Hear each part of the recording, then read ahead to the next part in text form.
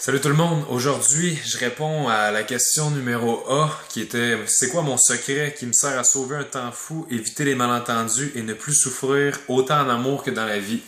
Ben c'est bien simple, c'est un secret qui se résume en un mot, puis le mot c'est intégrité. L'intégrité ou l'art d'être soi-même sans avoir peur de l'opinion des autres, je vais vous expliquer à quel point ça m'a permis de sauver des années puis de m'apporter tellement d'expériences positives. Ça part du principe que pourquoi est-ce que vous pensez que la plupart des couples, après 8 mois, ça commence à battre de l'aile, puis tu te demandes, il me semble que l'autre a changé, des choses comme ça? C'est parce que la plupart du temps, les gens sont pas nécessairement intègres dès le début. Ils essayent de plaire à l'autre. Ils essayent de faire des choses pour attirer l'attention, pour montrer qu'ils sont la personne que l'autre a toujours voulu avoir dans sa vie. Alors que si jamais au début, t'es attentionné parce que t'es attentionné, c'est parfait.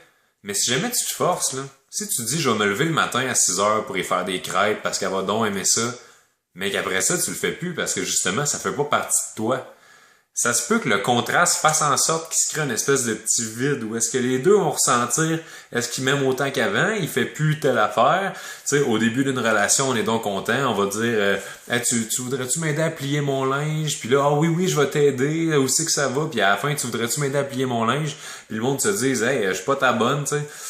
Donc, l'intégrité, puis en même temps, je voudrais parler par rapport à ça des malaises, parce qu'on s'entend-tu que quelqu'un qui dit ce qu'il pense, puis qui agit selon son désir, va des fois froisser un petit peu les gens. Mais en tant que tel, est-ce qu'on s'entend que si jamais quelqu'un t'aime pas, parce que t'as osé être toi-même ou dire ce que tu penses, c'est-tu vraiment un problème?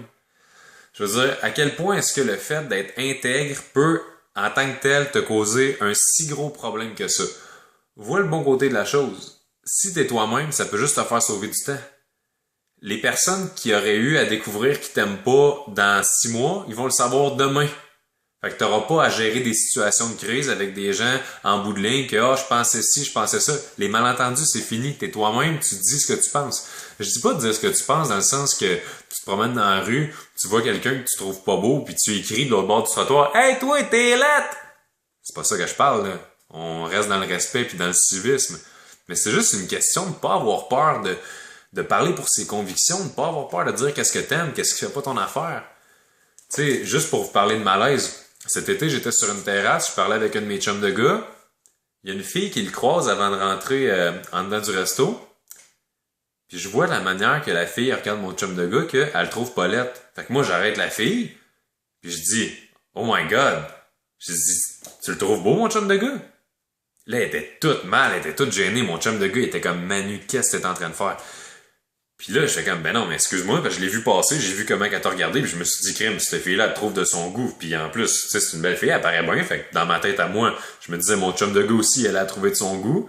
Puis comme de fait, je dis, bon, ben c'est beau, si vous trouvez que c'est un malaise, checkez bien dans 2 secondes, parce que je vous laisse avec ça.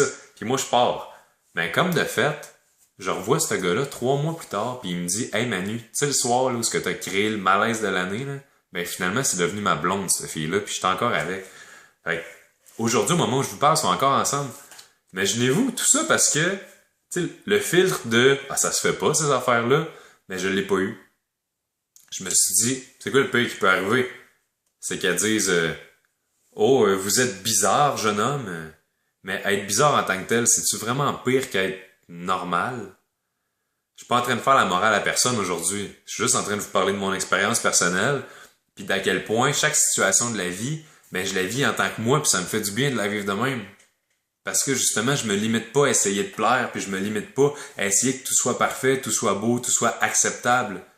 J'adore ma vie, je ris, je prends tout avec un petit grain de sel, tu sais, puis ça rend les choses qui pourraient être compliquées tellement plus simples.